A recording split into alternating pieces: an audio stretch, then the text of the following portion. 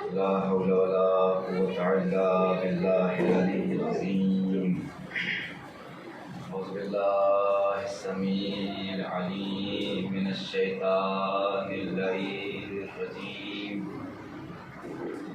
حسبنا الله نعم الوكيل نعم المولى نعم النصير.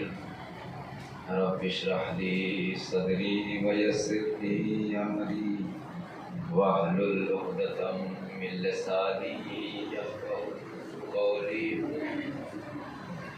الحمد لله رب العالمين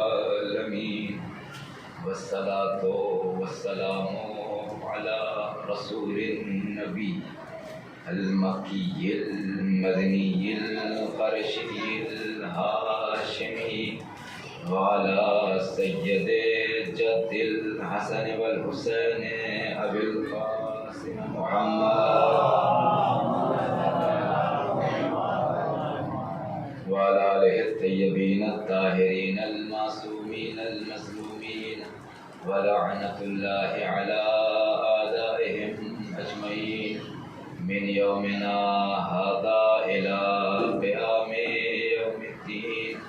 أما بعد فقد قال الله تعالى في القرآن الكريم بسم الله الرحمن الرحيم. إنا أعطيناك الكوثر فصل لربك وانحر إن شانئك هو الأبتر. صلوات پڑھنے والے محمد.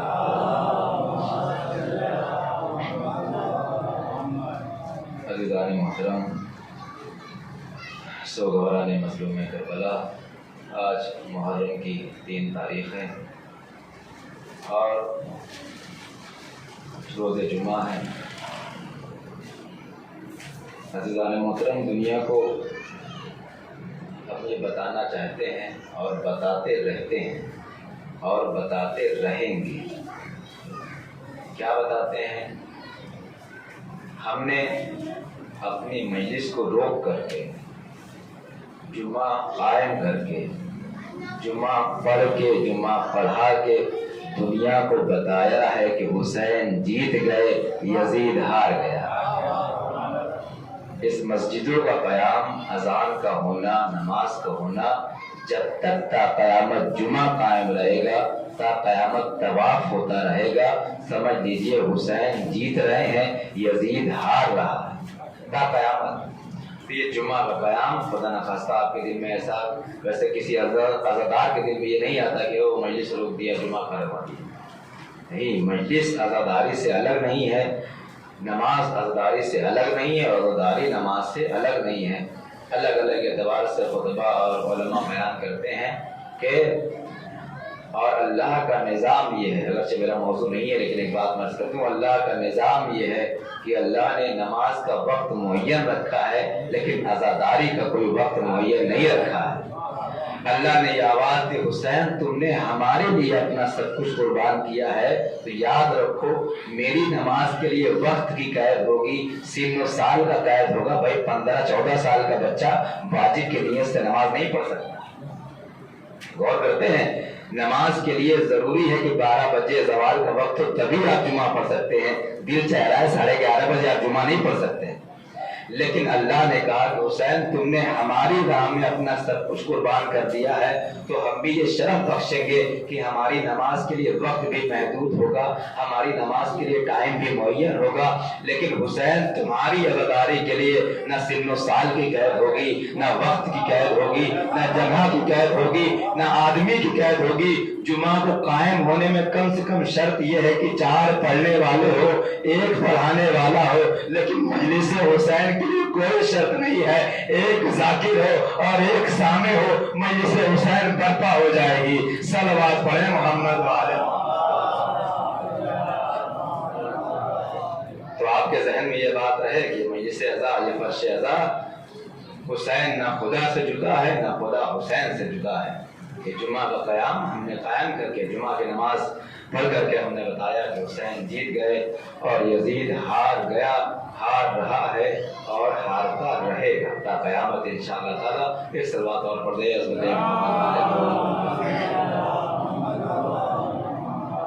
جس آیت مبارکہ کو سورہ کو میں نے عنوان کلام قرار دیا عشرہ مجالس کے لیے. کل تک جہاں ہماری اور آپ کی گفتگو پہنچی تھی انا اعطیناک الکوثر فصلی لربک وانحر انا شانئک هو الابتر. کہ رسول ہم نے آپ کو کوثر عطا کیا ہے. اس کوثر کی ایک پہلی تفسیر کا نام امام حسن علیہ السلام.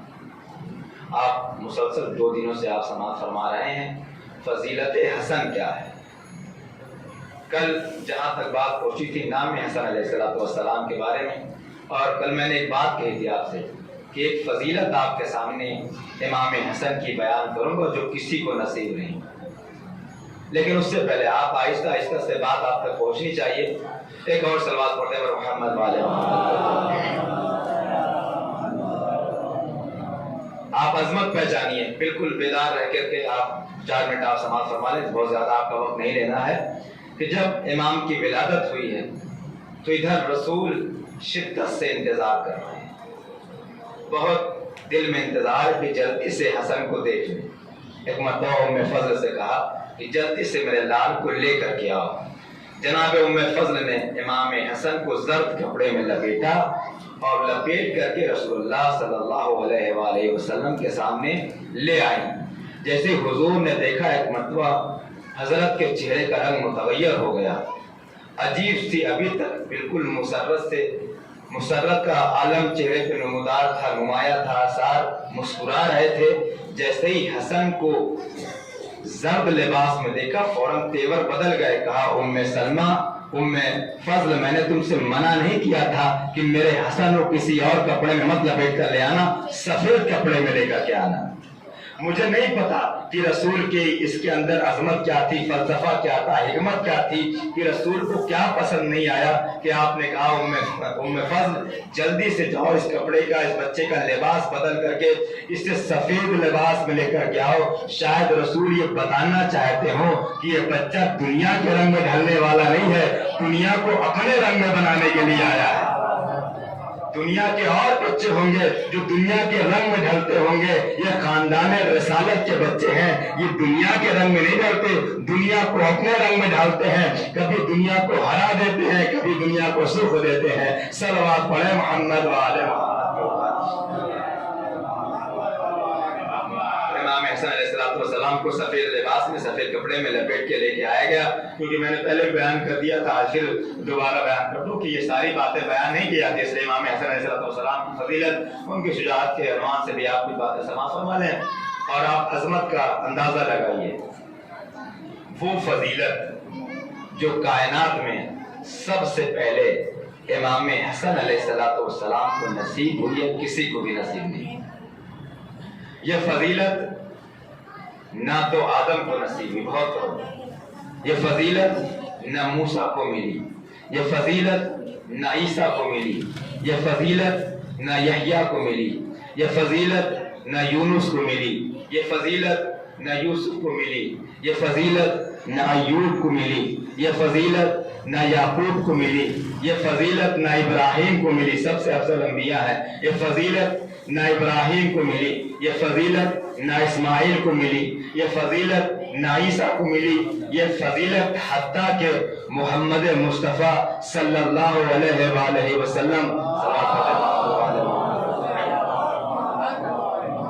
یہ فضیلت ہے کون سی جو نہ کسی انبیاء کو ملی. یہاں تک کہ جس کے صدقے میں اللہ نے فضیلت کو فضیلت بنایا، جس کے صدقے میں اللہ نے کعبے کو فضیلت بخشی، جس کے صدقے میں اللہ نے زمین کو عظمت بخشی، جس کے صدقے میں اللہ نے آسمان کو کرامت بخشی، اس نبی کو بھی یہ فضیلت نصیب نہ ہوئی. وہ فضیلت ہے کون سی؟ اور صرف نبی کی بات نہیں ہے، اس نبی نے علی کی ہر جگہ فضیلت بیان کی. کبھی سر سے، کبھی اٹھا کر کے، کبھی دکھا کر کے، کبھی بلا کر کے، کبھی ہر طریقے سے علی کی فضیلت بیان کرتے رہے. لیکن جو فضیلت حسن کو یہ والی ملی ہے وہ علی کو بھی نہیں ملی. بھائی ساری فضیلتیں جہاں آ کر طواف کرتے ہیں اسے خانہ علی کہتے ہیں. بھائی دنیا کی کوئی فضیلت ہے سوائے اس فضیلت کی؟ کوئی ایسی فضیلت ہے جو جو سب کو جو علی کو نہ ملی ہو. ہر فضیلت اللہ نے علی کو دی, لیکن نہ جانے کون سی ایسی عظمت ہے اس فضیلت کے اندر جو حسن کو ملی, نہ علی کو ملی, نہ محمد کو ملی, نہ موسیٰ کو ملی, نہ عیسیٰ کو ملی. حق تو یہ ہے یہ فضیلت فاطمہ زہرا کو بھی نہیں ملی. یہ فضیلت فاطمہ زہرا کو نہیں ملی. یہ کون سی فضیلت ہے جو نہ آدم کو ملی, جو نہ نوح کو ملی, نہ محمد کو ملی, نہ علی کو ملی, نہ فاطمہ کو ملی. کائنات میں کسی کو یہ فضیلت نہیں ملی. وہ فضیلت کیا ہے؟ کہا فضیلت یہ ہے کہ ابھی تک کائنات میں جو بچہ پیدا ہو رہا تھا, کبھی بچہ پیدا ہوا اس کی ماں تو معصوم تھی لیکن اس کا باپ نہیں تھا. کبھی ایسا ہوا کہ بچہ معصوم ہے لیکن ماں باپ معصوم نہیں ہے. کبھی کبھی ایسا ہوا رسول پیدا ہوئے, نہ باپ معصوم نہ ماں معصوم. علی پیدا ہوئے, نہ باپ معصوم نہ ماں معصوم. فاطمہ پیدا ہوئی, باپ معصوم ہے لیکن ماں معصوم نہیں ہے. کائنات کا یہ پہلا ایسا بچہ پیدا ہو رہا ہے جس کا باپ بھی معصوم, جس کی ماں بھی معصوم, جس کا بھائی بھی معصوم. صلوات پڑھے محمد وعلى محمد.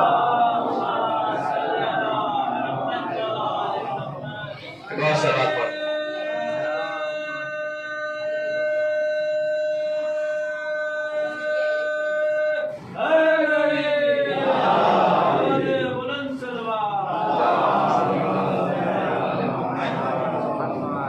اس سے پہلے اور اس کے بعد ایک بھائی پیدا ہونے والا ہے. اللہ نے دونوں بھائی کو برابر کی فضیلت دی ہے, لیکن تھوڑی سی فضیلت میں فرق ہے کہ حسن کو یہ فضیلت 1 سال پہلے ملی, حسین کو یہ فضیلت 1 سال کے بعد ملی.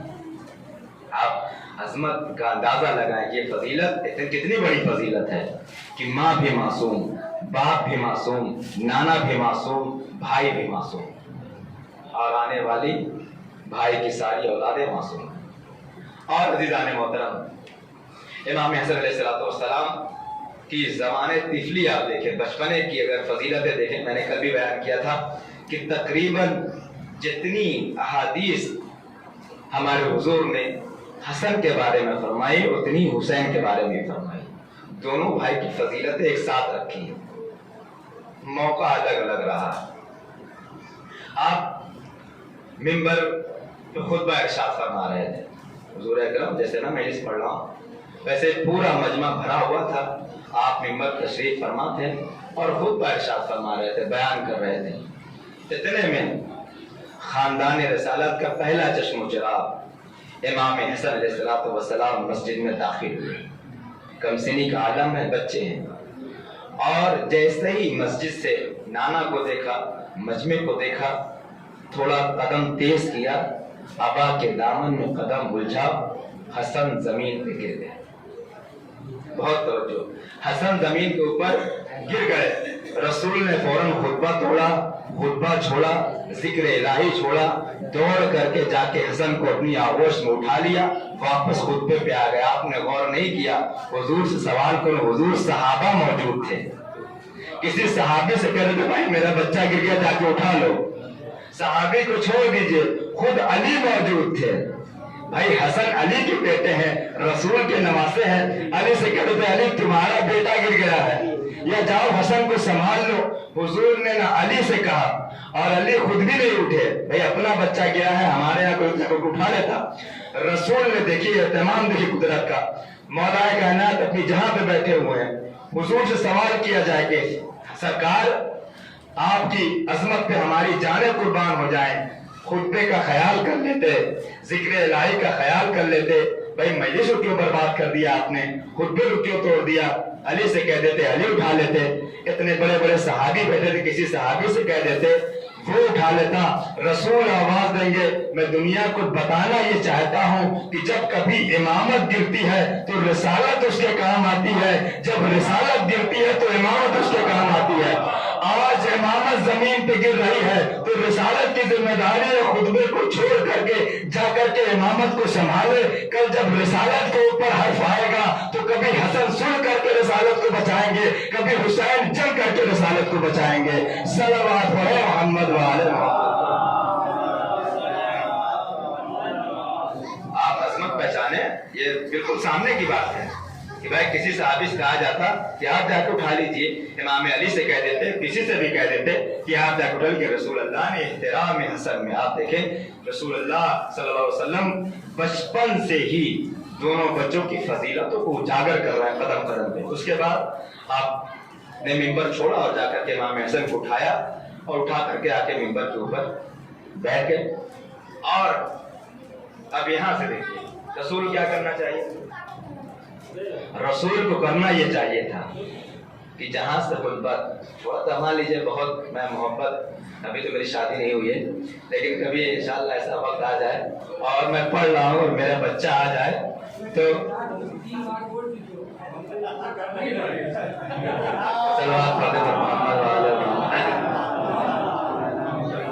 اگرچہ سنت رسول ہے اور اس میں کوئی شک نہیں ہے کہ صلوات پڑھتے پر محمد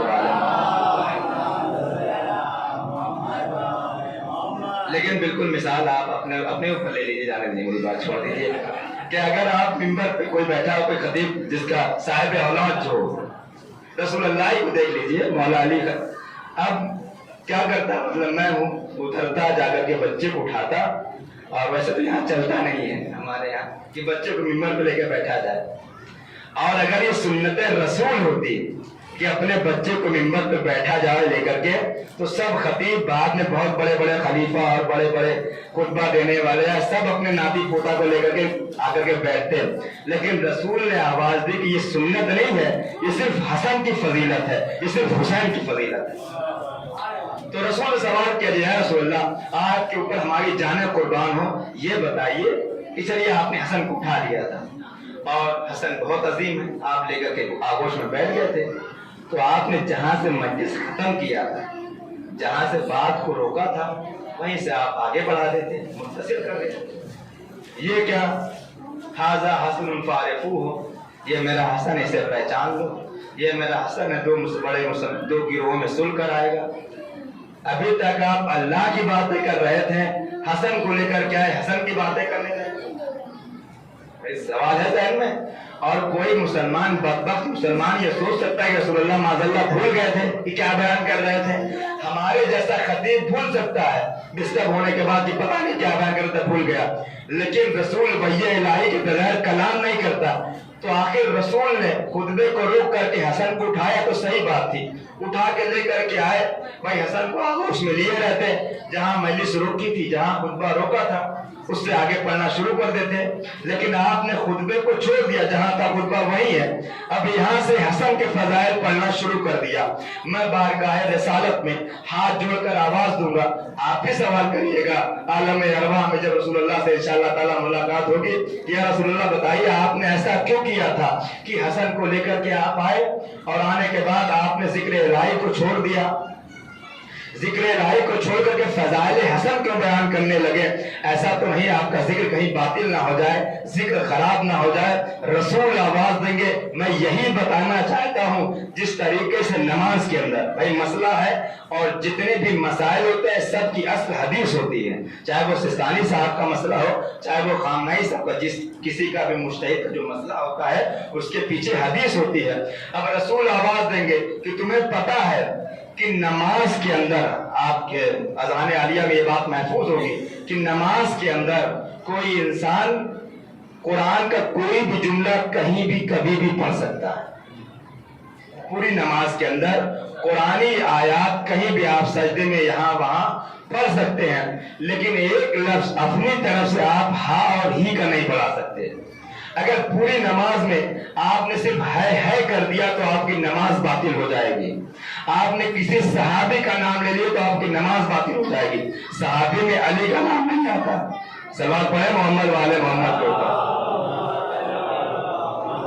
بات آپ ایک صحابی میں علی کا نام نہیں ہے تو میں صحابی کی بات کر رہا ہوں۔ پوری نماز میں آپ اپنے بچے کا نام لے لیں، آپ اپنے رشتہ دار کا نام لے لیں، پوری نماز میں مسئلہ یہ حدیث میں آیا ہے کہ نماز اگر تبھی صحیح ہو سکتی ہے کہ نماز میں بات کرنا حرام ہے، اگر کوئی انسان نماز میں بات کر دے یہاں تک کہ 2 لفظ نکال دے تو آپ کی نماز باطل ہو جائے گی، آپ کا خطبہ خراب ہو جائے گا۔ عزیزان محترم، رسول بتانا یہ چاہتے ہیں کہ میں دنیا کو بتانا یہ چاہتا ہوں کہ جو نماز کے اندر قرآن کی حیثیت ہے وہی ذکر الہی کے اندر ذکر اہل بیت کی حیثیت ہے۔ भाई जिस तरीके से नमाज में जहां दिल चाहे कुरान पढ़ लो, कोई मसला नहीं है, उसी तरीके से जब दिल चाहे अल्लाह के जिक्र में हसन का जिक्र ऐड कर दो, हुसैन का जिक्र शुरू कर दो। ना अल्लाह के जिक्र में कमी होने वाली है, ना हसन के जिक्र में कमी होने वाली है। सल्लल्लाहु अलैहि मोहम्मद वाले। आप तक लगता है बात पहुंची नहीं, नमाज बातिल हो जाती है अगर किसी गैर का नाम ले लिया जाए। रसूल ने खुतबे को रोक करके हसन का जिक्र करके बताया, न जिक्र हसन जिक्र अल्लाह से अलग है, न जिक्र अल्लाह जिक्र हसन से अलग है। और उसके बाद बस ये आखिरी जुमला, और मैं आपकी ज़हमत तमाम कर रहा हूँ अज़ीज़ान मोहतरम, आप देखें कि रसूल इस्लाम ने क्या किया, खुतबा शुरू कर दिया। दुनिया में होता यह है कि जब हमारी मजलिसों का उसूल यह है, यही फर्क है अहले बैत में और दुनिया के आम बच्चों में। घराने अहले बैत के बच्चों का ये मेयार अलग है, दुनिया के और बच्चों में फर्क यह है कि हमारी मजलिस में या उसी मस्जिद नबवी में, यहाँ की बातें नहीं कर रहा हूँ, उसी मस्जिद नबवी में अगर किसी और सहाबी का बच्चा आता और गिरता तो उसको भी उठाया जाता, लेकिन जल्दी से बाहर ले जाया जाता ताकि अगर उसके रोने से खुतबा खराब ना हो जाए, जिक्र इलाही में खलल ना हो जाए। रसूल ने बताया यही फर्क है हसन में और दूसरे बच्चों में, कि जब दूसरे के बच्चे अगर मजलिस में रोने लगे तो उन्हें लेकर के बाहर भागा जाता है, मिंबर पे नहीं आया जाता। लेकिन हसन वो है कि अगर हसन गिर के रोने लगे तो उन्हें उठाया जाता है, बाहर लेके नहीं जाया जाता है, मिंबर पे आकर के जिक्र इलाही को छोड़ करके उसका जिक्र शुरू किया जाता है ताकि दुनिया समझ ले कि जिक्र हसन की अजमत क्या है, जिक्र अहले बैत की फजीलत क्या है। सल्लल्लाहु अलैहि मोहम्मद वाले। एक और सलवात पढ़ने पर मोहम्मद वाले। दुनिया असमत इमाम हसन अलैहिस्सलाम को समझे और इंशाअल्लाह अगर कल बयान किया जाएगा, इंशाअल्लाह अगर हयात रही और आवाज़ ने साथ दिया और साथ दे ही रही है। अल्लाह ताला का करम ये है कि चाहे बाहर नीचे जितनी फंसी हो, लेकिन यहाँ आने के बाद इतनी निकल जाती है कि मजलिस हो जाती है। सलवात पढ़ने पर मोहम्मद वाले। ये सदका है अहले बैत का, ये अहले बैत की अता है कि उन्होंने ये सलाहियत दी है कि इंसान तगल्लुब कर सकता है, इंसान बात करता है और फ़ज़ाइल मोहम्मद वाले मोहम्मद, मसाइब मोहम्मद वाले मोहम्मद बयान करता है। तो इमाम हसन अलैहिस्सलाम रसूल इस्लाम ने जगह जगह पर पूरी यही रिवायत, बिल्कुल इसी तरह का वाक़या इमाम हुसैन अलैहिस्सलाम के साथ भी गुजरा और बिल्कुल यही माहौल है। मैंने कहा कि हसन और हुसैन में कोई फर्क नहीं, न रफ्तार में, न किरदार में, न गुफ्तार में, दोनों भाई ने मिसाल कायम की है। ऐसी मिसाल दुनिया में किसी भाई को आप ऐसी मिसाल आपको नसीब नहीं होगी पूरी तारीख़ इंसानियत। और जब मैंने कल भी बयान किया था, आज भी मैं वहीं से बयान कर रहा हूँ कि जब इमाम हसन को जहर दिया गया, और कल मैंने एक रवायत पढ़ी थी, अब दूसरी रवायत, जब इमाम हसन को जहर दिया गया तो इमाम हसन तड़प रहे थे। अलग अलग रिवायतें हैं जहर देने की। इमाम बिस्तर पर तड़प रहे हैं, सिराने बहन बैठी हुई है, एक तरफ भाई बैठा हुआ है, एक तरफ अब्बास बैठे हुए हैं, एक तरफ कासिम बैठे हुए हैं, पूरा घर इकट्ठा है, लेकिन हसन की आंखों में आंसू है, बड़े भाई की आंखों में आंसू। मैंने कल बयान किया था, कल की रिवायत में ये था कि इमाम ने फरमाया था, मेरे लाल, मेरे भाई हुसैन, जब सब शहीद हो रहे थे कोई ना कोई मौजूद था, लेकिन मेरा भाई जब तू मारा जाएगा तो करबला के मैदान में कोई ना रहेगा। आज की रिवायत ये है कि इमाम हसन की आंखों में आंसू था। इमाम ने आवाज़ दी, इमाम हुसैन ने, भैया रोते क्यों हो, ए भैया कातिल का नाम बता दो, भैया जहर किसने आपको दिया है। छोटे भाई थे इमाम हुसैन। इमाम हसन ने कहा, भैया मैं कातिल का नाम नहीं बता सकता, बस मैं तुम्हारे बारे में सोच के गिरिया कर रहा हूँ कि आज तो ऐसा माहौल है कि जब मुझे जहर दिया गया, मुझे दूध की जरूरत थी, दूध हाजिर हो गया, मुझे पानी की जरूरत थी, पानी मयसर हो गया। ए मेरे भैया, इमाम हसन ने एक जुमला फरमाया, अजीब जुमला था। इमाम ने फरमाया, ए मेरे भैया हुसैन, जैसा दिन तुम पे पड़ेगा वैसा दिन किसी के ऊपर ना आएगा। एक ऐसा वक्त आएगा कि तू पानी मांगेगा, शिमरा आवाज देगा, हुसैन सारी कायनात पानी पानी हो जाए, तब भी तुम्हें एक कतरा پانی نہ ملے گا۔ حسین کی آنکھوں میں وہ منظر گونج رہا تھا کربلا کا کہ جب بھائی زمین کربلا پہ تڑپ رہا تھا، حلق سوکھی تھی، ایک بھائی نے ایک بھائی کی پیاس کو محسوس کر لیا۔ اے سوگوارو، حسین کا مصائب آ گیا، حسین کا نام آتا ہے، آنکھوں سے آنسو جاری ہو جاتا ہے، گلے بیٹھنے لگتے ہیں، سینہ تھر تھرانے لگتا ہے، ہاتھ کانپنے لگتا ہے۔ کیوں؟ کیونکہ حسین کے نام میں اتنا درد ہے، اتنا درد ہے کہ آپ صبح سے حبیب ابن مظاہر کا مصائب سنتے ہوئے چلے آ رہے ہیں۔ بس ایک جملہ میں ان کے حوالے سے عرض کر دیتا ہوں۔ جب امام حسین کا قاصد پہنچا ہے تو امام جناب حبیب ابن مظاہر جو بچپن کے دوست تھے، کھانا کھا رہے تھے، غذا تناول کر رہے تھے، غذا نوش فرما رہے تھے۔ آواز دی، کون ہے جو میرے دروازے پہ آیا ہے؟ قاصد نے آواز دی، میں حسین کا قاصد ہوں۔ حسین کا نام سنا، دوڑتے ہوئے خیمے دروازے پہ آ گئے اور آنے کے بعد کہا تو میرے حسین کا قاصد ہے، میرے مولا کا قاصد ہے۔ فوراً امام حسین کا خط لیا، آنکھوں سے لگایا، پورا مصائب آپ کے ذہن میں ہے، بس ایک جملہ کہنا چاہتا ہوں، حبیب تمہیں حسین کا بھی اتنا خیال ہے، تم یہاں کھانا پانی کھا رہے ہو، حسین کربلا میں بھوکے بھی ہیں، پیاسے بھی ہیں۔ جزاکم اللہ، خدا کسی کو لائے سوائے غم مظلوم کربلا کے۔ انہوں نے اپنی بیوی کا امتحان لیا اور امتحان لینے کے بعد حبیب ابن مظاہر گھوڑے پہ سوار ہوئے۔ وہ روایت ہے کہ غلام کے پاس پہنچے اور غلام کا وہ جملہ سنا کہ غلام کہہ رہا تھا کہ اگر میرا آقا نہ آیا تو میں تجھ پہ سوار ہو کر کے اپنے آقا کی مدد کے لیے جاؤں گا۔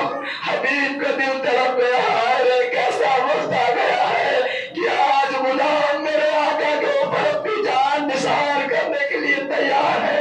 بس آخری جملہ زینب نے، حسین نے جو خط لکھا تھا، ایک جملہ اپنی طرف سے پڑھوایا تھا، اے بھیا حسین نے ایک جملہ میری طرف سے لکھ دو۔ کیا لکھوایا ہے حبیب؟ آنے میں جلدی کرنا، کہیں ایسا نہ ہو آنے میں تاخیر ہو جائے۔ حبیب نے وہ جملہ پڑھا تھا، اب بہت تیزی کے ساتھ کربلا پہنچے۔ جیسے ہی کربلا پہنچے، راوی کہتا ہے ایک مرتبہ خیام حسینی میں خوشی کی لہر دوڑ گئی۔ جناب فضہ سے جناب زینب نے کہا، اے اماں فضہ جا کر کے پتا کریے یہ خوشی کا ماحول کیوں ہے، کون آ گیا ہے، یہ آخر وجہ کیا ہے۔ ایک مرتبہ جناب فضہ در خیمہ پہ آ کر کے عجیب منظر دیکھتی ہیں، آواز دی، جا کے خیمے میں آواز دی، زینب مبارک ہو، زینب مبارک ہو، حسین کے بچپن کا دوست حبیب آیا ہے۔ زینب نے اس بن کے بلا میں، کربو بلا میں جب بھائی کے دوست کا نام سنا، زینب کے دل کو تھوڑی سی ڈھارس ہوئی کہ میرے بھائی پہ ایک اور جان نثار کرنے والا آ گیا۔ بس ایک جملہ کہا، اے فما فضہ جا کر کے حبیب کو میرا سلام کہہ دو، جا کے کہہ دو حبیب تمہیں علی کی بیٹی سلام کر رہی ہے۔ بس آخر جملہ، اے سوگوارو قیامت ہو گئی۔ ایک مرتبہ جناب فضہ در خیمہ پہ آئی، ادھر میں سارا منظر چھوڑ رہا ہوں کہ حسین نے حبیب سے کیا کہا، حبیب نے حسین سے کہا، بس ایک جملہ، ادھر حسین اور حبیب گلے مل ہی رہے تھے۔